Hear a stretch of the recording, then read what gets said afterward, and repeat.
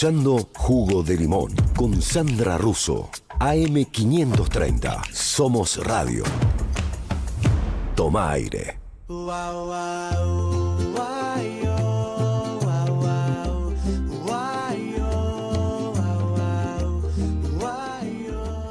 Volvimos, estamos acá y bueno, vamos a seguir analizando un poquito todo este panorama complejo en el que está viviendo nuestro país. Está en línea Carmela Moró, a quien saludamos. Hola Carmela, buenas noches. Hola Sandra, encantada y bueno, también un beso enorme. Gracias. Les Bueno. contamos a quienes nos están escuchando que Carmela es secretaria general del Partido Igualar, que es un espacio político que está dentro de Unión por la Patria. ¿Cómo estás viendo el panorama general, Carmela? Vamos de lo general a lo particular un poco. ¿Por dónde empezamos? Ustedes ya están hace rato.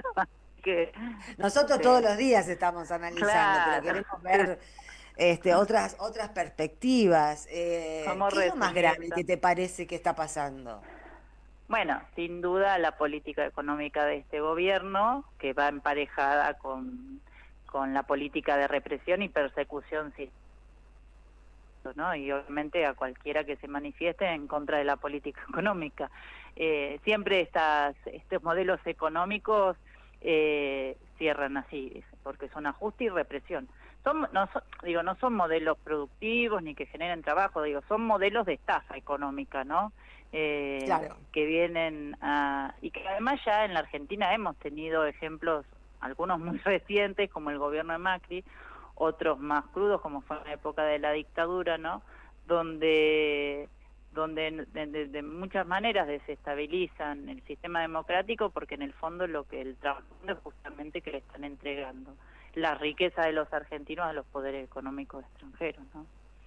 Uh-huh. Ahora, eso es lo más grave, digamos. Por supuesto, sí, después hay un día a día donde se van... Sí. No, que en tu respuesta, digamos, vos, lo que yo escuché, te digo, es, bueno, lo más grave es la política económica, y esa política económica incluye lo que estamos viendo todos los miércoles, ¿no? Los palos a los jubilados. Ahora, no necesariamente deberían agarrársela con los más débiles, pero parece ser una especie de vicio de este gobierno, ¿eh? Sí, de hecho es como un amedrentamiento que ejemplificador a cualquiera que se manifieste. Nosotros participamos por nuestra actividad de muchísimas manifestaciones, marchas y demás, porque adherimos a muchas causas y estamos ahí presentes. Yo nunca vi que reprimieran, no sé, cuando hay 8 cuadras de columna de camioneros, digamos, ¿no? Siempre reprimen a los más débiles, digamos, y lo hacen a propósito, ¿sí? Yo creo que lo hacen para amedrentar, porque para demostrar hasta dónde están dispuestos a llegar. Como esta estrategia que tienen de cazar perejiles que andan por la calle, sí, que por ahí salieron del trabajo, que salieron de estudiar, que están circulando y también terminan presos, digamos, ¿no? Como esta mujer, bueno, ¿cuál es la diferencia? Además son estrategias de que llevan adelante estos sectores hace muchísimos años cuando tienen la oportunidad de hacerlo, ¿no? Al igual que esas estrategias de inteligencia como lo que hoy ya comúnmente todos conocen como los infiltrados. El tema es que afortunadamente hoy hay mucho reportero gráfico y sobre todo están las redes sociales, internet, todos pueden filmar, todos pueden grabar. Entonces después la cantidad de pruebas que se recogen, ya sea sobre las represiones cuando caen en acciones ilegales, los infiltrados, o ver esto de cómo veíamos como un policía plantaba un arma, ¿no? Es tanta lo que se recauda después que obviamente ni siquiera tienen la inteligencia de cambiar la estrategia, pero son estrategias que siempre se utilizaron para disuadir de que la gente efectivamente se manifieste, ¿no? Bueno, efectivamente yo hoy veía lo que sucedió hoy, que obviamente en magnitud era muchísima menos gente manifestándose. Menos gente, pero no menos cana. No, eso siempre, pero además el uso desmedido de la fuerza es una vergüenza, digamos, ¿no? Sobre todo porque también es un despilfarro, ¿no? de guita. Bueno, hoy hace un rato escuchábamos al Gato Silvestre, que estaba escuchándolo hoy, decía que el Ministerio de Seguridad que más asignación de recursos tuvo, perdón, que el ministerio que más asignación de recursos tuvo es el de seguridad. Y no necesariamente porque haya políticas de seguridad, al contrario, yo soy de la provincia de Buenos Aires, del partido de San Isidro, por primera vez en algunos barrios empezó a haber situaciones por el tema del narcotráfico, que es algo que además le compete también al Ministerio de Seguridad de la Nación, ¿no? Las drogas no se generan en Buenos Aires, llegan porque obviamente no hay una política de seguridad, y bueno, obviamente, y empezó a haber hechos de inseguridad que antes no teníamos, pero focalizados en barrios y con esta temática, ¿no? Y la verdad que el único que está presente es el gobierno de la provincia de Buenos Aires, a pesar de que San Isidro es un distrito que conduce un signo político, bueno, de Patricia Bullrich, no solo distinto, sino que le responde a Patricia Bullrich. Desde que se ocurrieron estos hechos de inseguridad, en realidad desde el inicio de la gestión, ¿no? Pero desde que empezó a haber polémica, porque en la Cava empezó a haber, y en la Villa Uruguay empezaron a haber hechos de inseguridad relacionados con estos grupos, con el único que se pudo reunir el intendente Lanús es con el Ministerio de Seguridad de la provincia, y Axel estuvo la semana pasada acá poniendo operativos patrulleros que había ya dado a la provincia y que habían estado guardados, y bueno, hoy justamente también anunció el gobernador de la provincia que pese a que el gobierno... No, y el Fondo para Seguridad de 170.000 millones que lo va a distribuir entre todos los intendentes de todos los sectores políticos de la provincia de Buenos Aires. Pero bueno, el gobierno nacional retiró 700.000. Sí, decime. Hola, ¿cómo estás? Dale, Jorge, ¿cómo estás? Encantada. Bien, ¿Cómo bien. estás, Jorge? Te quiero llevar, no quiero que perdamos la oportunidad de que nos des tu apreciación respecto a, bueno, algo que es clave de cómo enfrentar desde el Movimiento Nacional y Popular a esta brutalidad fascista que estamos sufriendo. ¿Cómo ves los debates al interior de, bueno, de los distintos partidos de los cuales Igualar forma parte también, ¿no? De Unión por la Patria, respecto a lo que viene, a las elecciones y a la necesidad de construir un gran frente nacional y popular?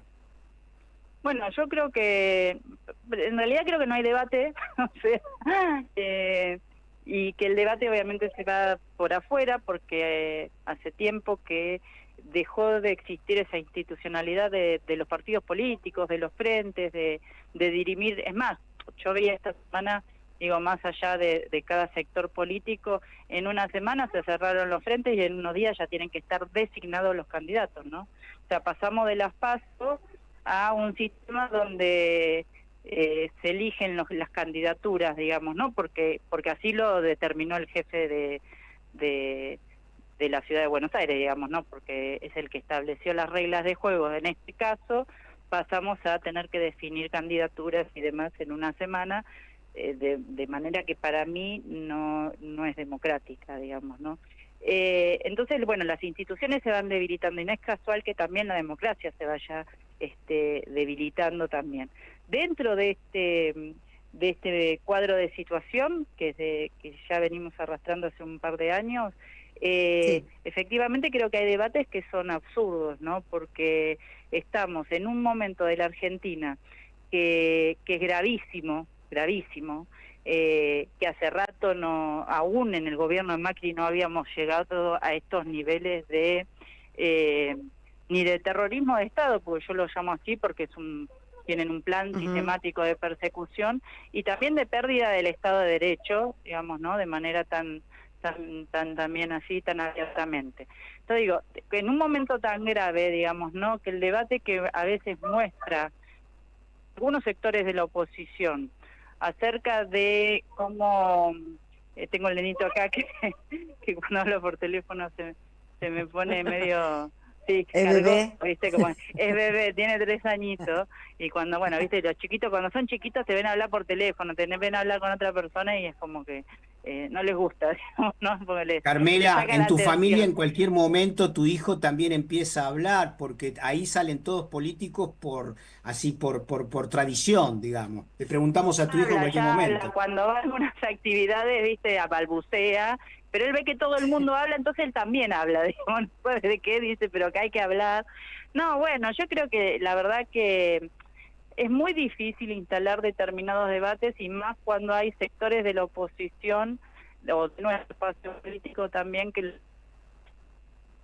o demuestran preocupación, como sucedió hoy con un proyecto que presentó Teresa García, planteando un escenario de elecciones mientras en simultáneo se está haciendo una mesa para determinar cómo van a ser esas elecciones entre nuestros sectores y los otros que están en la provincia de Buenos Aires, porque Claro, cómo pero esas se va a noticias son desenvolver. las que son esas noticias, ¿no? Las que a uno lo intranquilizan porque uno confía en que hay algún acuerdo y de repente pareciera como que no. Sí, intranquiliza la falta de responsabilidad, digo, porque mientras Sí, efectivamente tenemos un gobernador que es totalmente consecuente con político, que no claudicó en ningún momento, que además nos enorgullece porque efectivamente ha elegido ganar, siempre que es el gobernador de la provincia de Buenos Aires por lejos de los años, digamos, qué gobernador en este marco,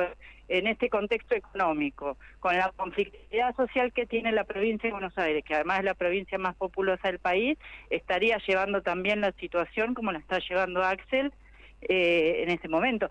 Y digo, eso hay que ser conscientes y también agradecidos, ¿no? Y además enorgullecernos, porque finalmente lo que trascienden no son las personas, son los proyectos, y que tengamos un gobernador de nuestro espacio político que represente ese proyecto con idoneidad, con capacidad, con honradez, bueno, para la mayoría es un orgullo, pero no es, digo, más allá de eso, además, él, como tantos otros gobernadores, militantes, funcionarios a lo largo y ancho del país, están resistiendo frente a una situación económica muy complicada, muy compleja, y gestionando. Entonces me parece que lo que asusta es la falta de responsabilidad de algunos compañeros para entender la gravedad del asunto y entender inclusive que esos debates ni siquiera se pueden dar de cara a la sociedad, porque la sociedad está en otra cosa y está bien que esté en otra cosa, pero nosotros también tenemos que estar en otra cosa. Y también sí, tapan lo que hacen muchos compañeros y compañeras en el Parlamento. Digo, porque mientras también hay legisladores que todas las semanas están en el Parlamento trabajando para ver de qué manera plantear determinados debates. Encima un Parlamento muy complejo, porque en diputados está Menem, que todo el tiempo incurre en artilugios para suprimir el debate, el tratamiento legislativo de cuestiones que, digo, hasta la Comisión de Juicio Político, que está electa, porque se reunió en 2 oportunidades, como él lo reconoce, no puede funcionar. Y no la reconoce por capricho, digamos, ¿no? Porque se reunieron los legisladores, la votaron, digo, está todo documentado, en más de una oportunidad, en 2 oportunidades, y no puede funcionar por el simple hecho de que el presidente de la Cámara, porque la que preside esa comisión es de otro sector de la Libertad Avanza, no la quiere reconocer. Bueno, y lo que vimos la otra vez mientras estaba la brutal represión afuera, agarraban a los sacudones a sus propios diputados para levantarlos de la silla y que no hubiera quórum, digo, y con total sí, normalidad, sí. y hemos llegado a un límite también de por eso te digo, es muy compleja la situación, digo, todo lo que ustedes ya saben, no estoy diciendo nada nuevo, y creo que como oposición tenemos que elevar la vara también, ¿no? Porque Ya lo todas creo. esas luchas y esos debates se pierden cuando entramos también en situaciones de banalizar lo importante. Y lo importante hoy es lo que está sucediendo. Miren, chicos, yo no tengo duda, obviamente esto es a título personal, que vamos a vivir una situación dentro de poco muy compleja en el marco económico, porque creo que están llevando adelante un modelo, como también ocurrió en el pasado, pero en esta oportunidad de manera acelerada, irresponsable y demás. Creo que va a haber una situación económica donde va a ser muy compleja, ¿sí? y que también va a impedir que este gobierno siga adelante si no busca o no reformula su política económica, porque lo que va a pasar en el mejor de los casos es que ingrese un nuevo préstamo del FMI, que de nuevo vamos a tener que pagar en el futuro los argentinos, acumulado a la deuda que tomó Caputo, y que nuevamente se va a ir y se va a esfumar en lo que es la timba financiera. No va a quedar en obras, no va a quedar en escuelas, no va a quedar... Seguro que no. Seguro entonces, que no. Seguro que no. Es muy complejo todo lo que está pasando y todos los referentes políticos y sociales y periodísticos como ustedes tenemos que estar en ese debate, ¿no? Me parece. Nosotros tratamos de estarlo. Gracias, Carmela, por este ratito de charla. No, gracias a ustedes y perdón por la interrupción del pequeñín. No, un beso al pequeñín. Bueno, un beso a los dos, abrazo enorme. Abrazo, abrazo. Estás muteado, Jorge. Estás muteado, no se te escucha. Chau, chau, chau, chau. Vamos a escuchar, vamos a escuchar un poquito de música.